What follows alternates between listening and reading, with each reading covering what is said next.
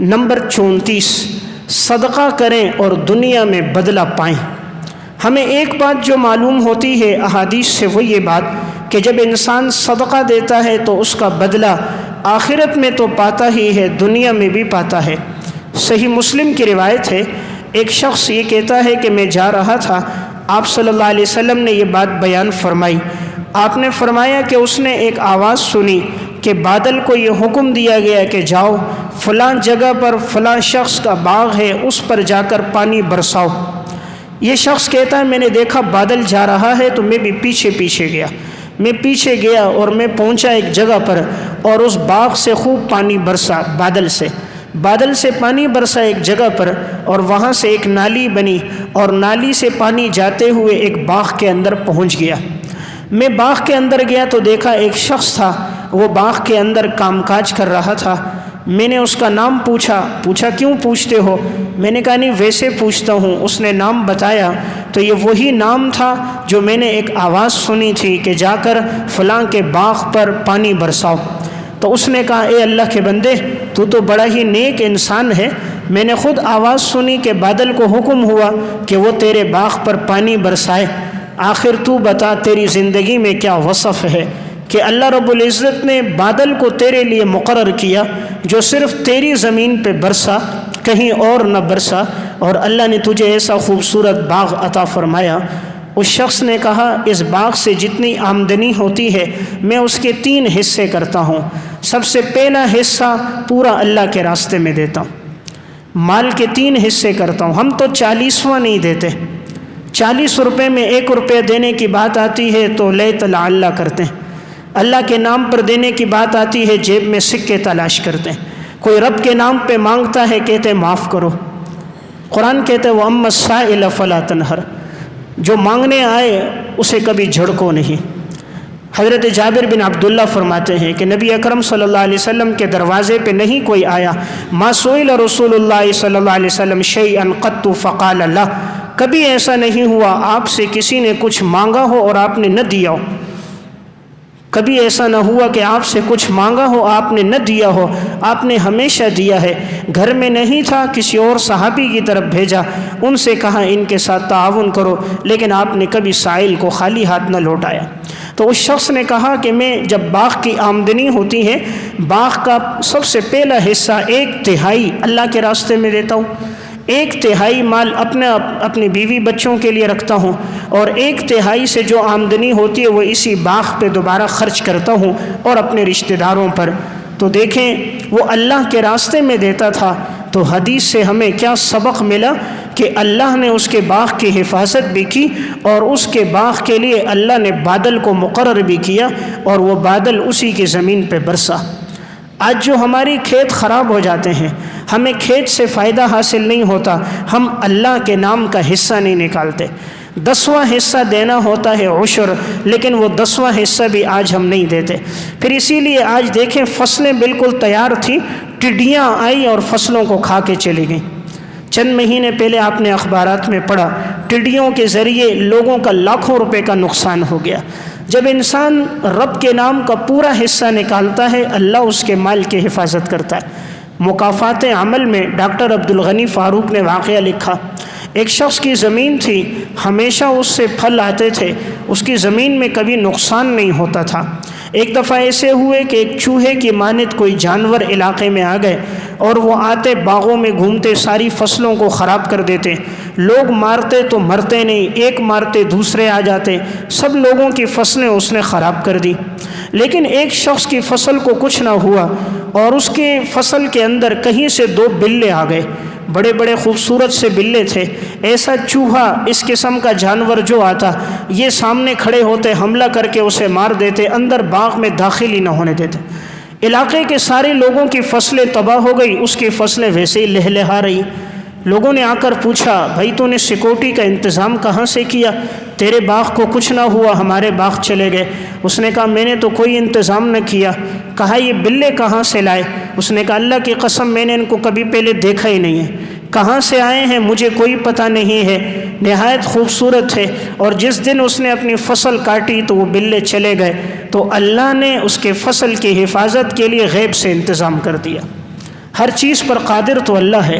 تو جب انسان رب کے نام کا پورا حصہ نکالتا ہے، اللہ بے جان چیزوں کو بھی اس کی حفاظت میں لگا دیتا ہے، اللہ جانوروں کے ذریعے بھی اس کی پھر حفاظت کرتا ہے۔ کائنات کی ہر چیز تو اللہ کے امر میں ہے۔ ما تسقط من شیء، کائنات میں کوئی بھی چیز ہے، اگر ایک پتا بھی ہے تو رب کے نام کے بغیر نہیں گرتا۔ ہر کائنات کی ہر چیز اللہ کے امر کے تحت ہے۔ تو میں عرض کر رہا تھا، ہمیں ایک وصف معلوم ہوا 34واں، کہ انسان صدقہ دے گا تو دنیا میں بھی بدلہ پائے گا۔ اس لیے جب بھی مال آئے تو انسان اپنے مال کا ایک حصہ اللہ کے راستے میں دے۔ حضرت جنید جمشید رحمہ اللہ، اللہ تبارک و تعالی نے اس شخص کو بڑی عزت دی۔ حالانکہ اس کی زندگی ابتدا کی جو گزری موسیقی میں گزری، لیکن اللہ نے توبہ کی توفیق دی۔ پھر جو آخری زندگی گزری نظمیں پڑھتے نعتیں پڑھتے ہوئے گزری۔ دین میں آنے سے کسی کی عزت میں کمی نہیں آتی۔ کبھی انسان یہ نہ سوچے میں دیندار بنوں گا تو میری دولت میں کمی آ جائے گی، مجھ سے سامان خریدنے والوں میں کمی آ جائے گی، میرے کاروبار میں کمی آئے گی، میں نماز پڑھوں گا داڑھی رکھوں گا مجھ سے ملنے والے لوگ کم ہو جائیں گے۔ کبھی ایسا نہیں ہوتا۔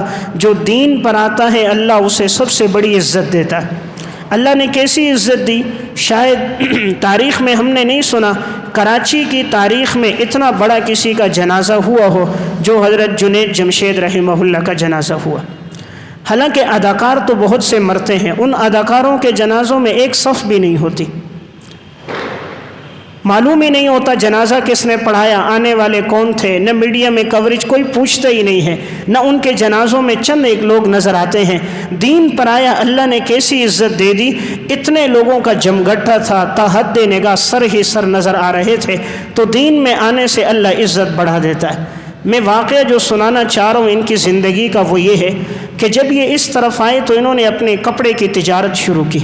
یہ ایک بہت بڑے عالم کے پاس گئے، انہوں نے کہا میں نے تجارت شروع کی ہے، آپ سے دعاؤں کی بھی درخواست ہے اور کوئی مشورہ بھی چاہتا ہوں۔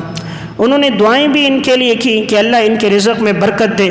آزمائشیں تو اتنی آئی کہ خود بتاتے ہیں کہ مجھے ایک ایک گانے کے اس وقت 1.5 2 کروڑ روپے مل رہے تھے، لیکن میں نے ٹھکرایا۔ پھر وہ دن بھی آئے کہ کہا گھر میں میرے پاس جیب میں 100 روپے کے علاوہ کچھ نہیں تھا۔ اللہ آزماتا تو ہے، وَلَقَدْ فَتَنَّ الَّذِينَ مِن قَبْلِهِمْ فَلَيَعْلَمَنَّ اللَّهُ الَّذِينَ صَدَقُوا وَلَيَعْلَمَنَّ الْكَاذِبِينَ۔ ہم نے تم سے پہلے لوگوں کو بھی آزمایا، ہم تمہیں بھی آزمائیں گے، ہم دیکھیں گے سچے کون ہیں جھوٹے کون ہیں۔ کائنات میں افضل ترین انسان محمد رسول اللہ ہیں، 2 مہینے گزر جاتے تھے گھر میں چولہا نہیں جلتا تھا، جس کی انگلی کے اشارے پہ چاند کے 2 ٹکڑے ہو جائیں، جو پانی میں ہاتھ ڈالے تو انگلیوں سے چشمے جاری ہو جائیں، جو صرف تھوک دے تو کنویں کا پانی میٹھا ہو جائے، جس کے قدموں میں اونٹ بھی آ کر گر جائیں، جانور بھی جن کی قدر کرنے لگ جائیں، جو لعاب دہن ڈالے تو 1400 صحابہ کھانا کھائیں تو وہ ختم نہ ہو، اس کا مقام کتنا بلند ہے اس نبی کا۔ لیکن 2 مہینے گزر گئے۔ ام المومنین حضرت عائشہ فرماتی تھیں گھر میں صرف پانی اور کھجور کے علاوہ کچھ نہیں ہوتا تھا۔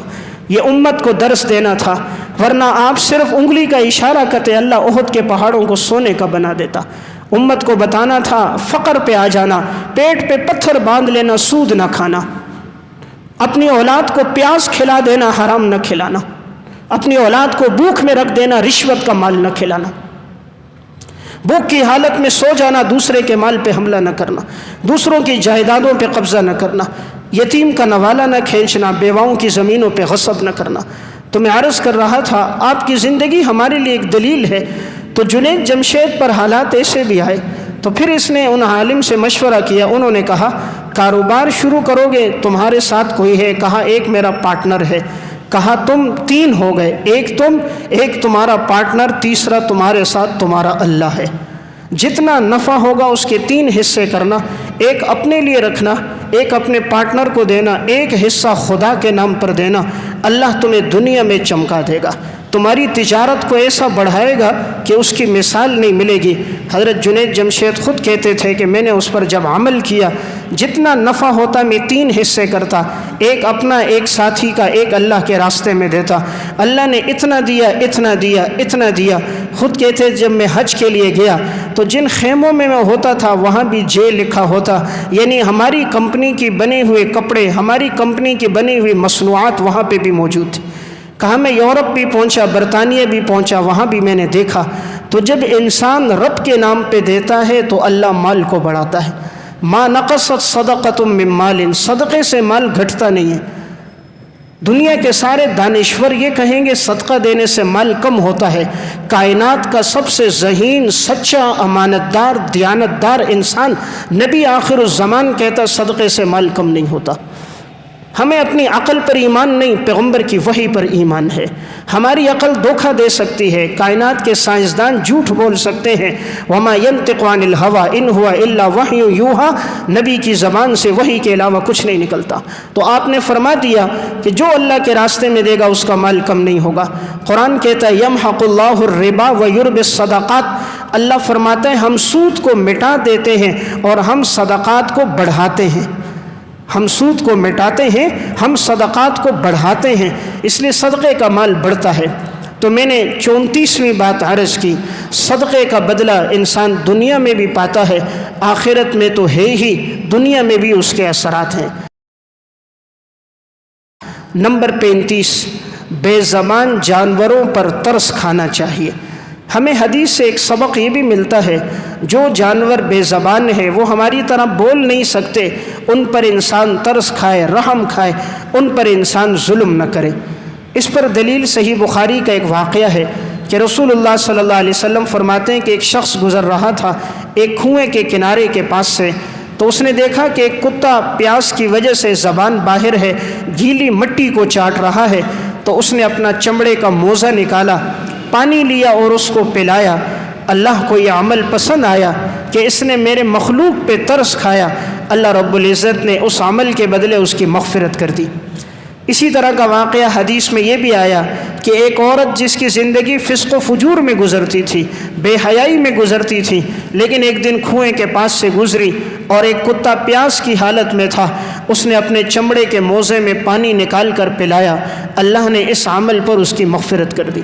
معلوم ہوا بے زبان جانوروں پر بھی ترس کھانا چاہیے، کیونکہ یہ سب اللہ کی مخلوق ہے، اور اللہ کو مخلوق میں سب سے بہتر انسان وہ ہے جو اللہ کی مخلوق کے ساتھ اچھا سلوک کرے۔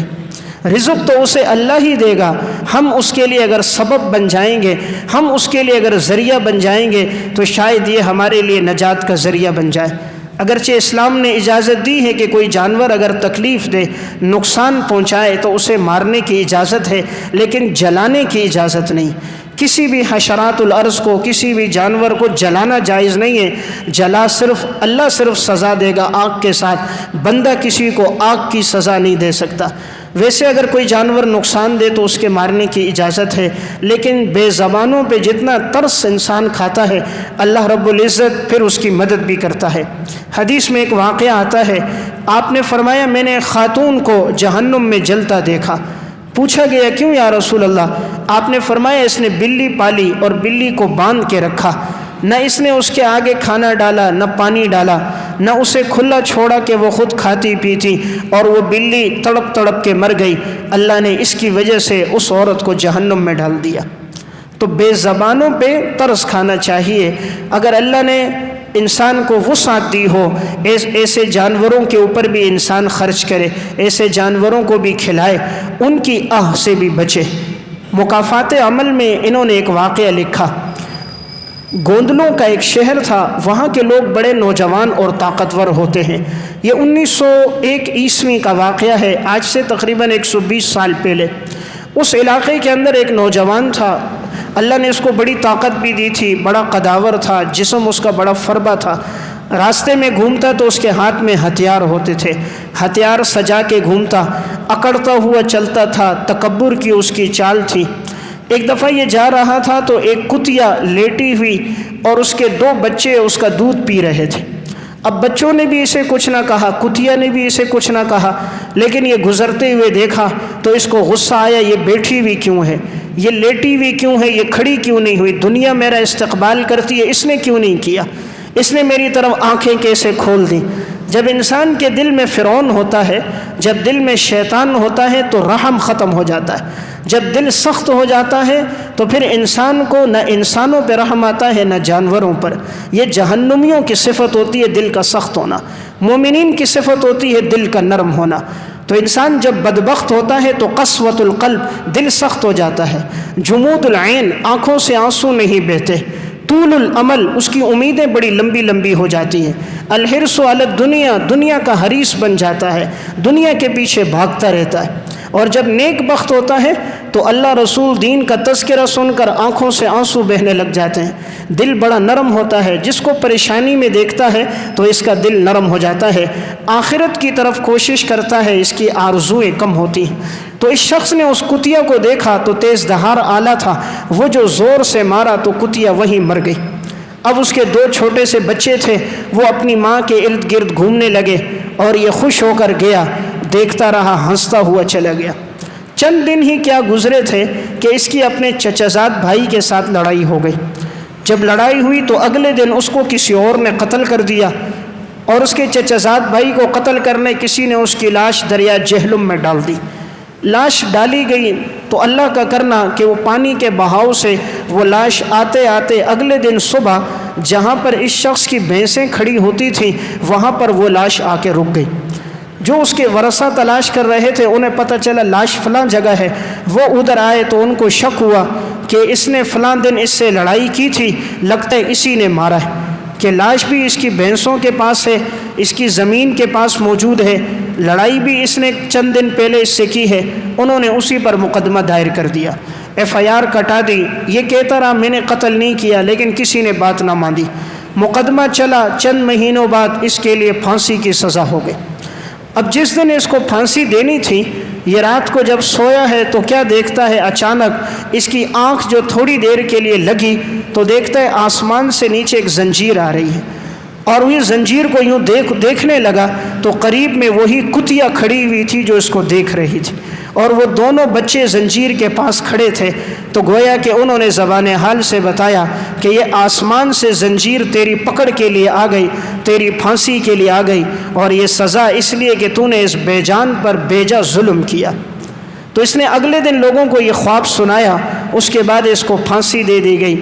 تو دیکھیں اللہ ظلم کو برداشت نہیں کرتا، چاہے وہ انسان پر ہو یا چاہے وہ کسی جانور پر ظلم ہو۔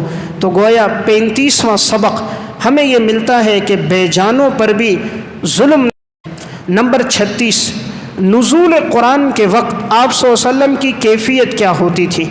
صحیح بخاری کا واقعہ ہے، آپ صلی اللہ علیہ وسلم پہ جب قرآن نازل ہوتا، ام المومنین حضرت عائشہ رضی اللہ تعالیٰ عنہ بیان کرتی ہیں سخت سردی کا موسم ہوتا تھا اور آپ کی پیشانی پہ پسینے آ جاتے تھے۔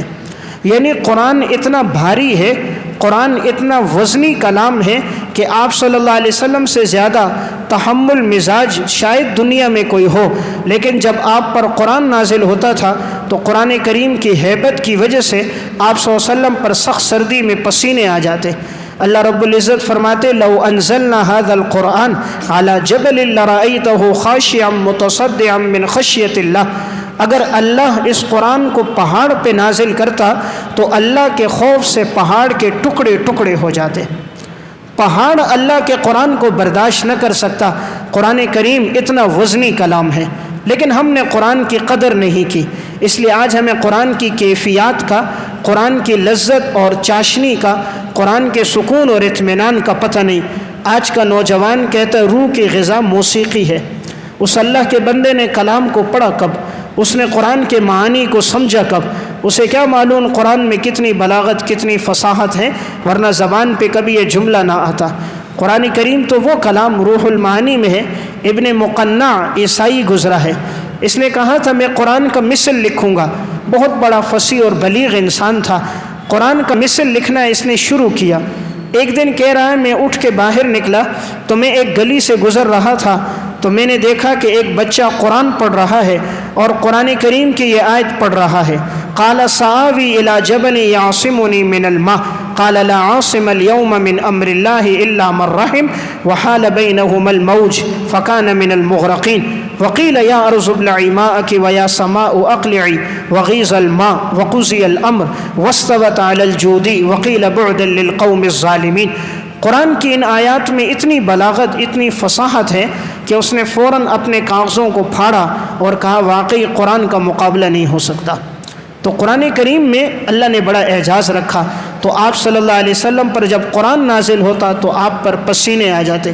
حضرت زید فرماتے ہیں ایک مرتبہ آپ صلی اللہ علیہ وسلم کی ران میری ران پر تھی، اس دوران آپ پر وحی نازل ہونا شروع ہو گئی۔ فرماتے ہیں کہ جب وحی نازل ہوئی تو آپ کی ران اتنی بھاری ہو گئی، اتنی بھاری ہو گئی، مجھے لگتا تھا کہ میری ران نیچے سے ٹوٹ جائے گی۔ تو معلوم ہوا قرآن کا بڑا وزن ہے، قرآن کریم کا، نبوت کا بڑا وزن ہے۔ اس لیے جب انسان قرآن کو صدق دل سے پڑھتا ہے تو اس کے اثرات اس کی زندگی میں بھی آتے ہیں۔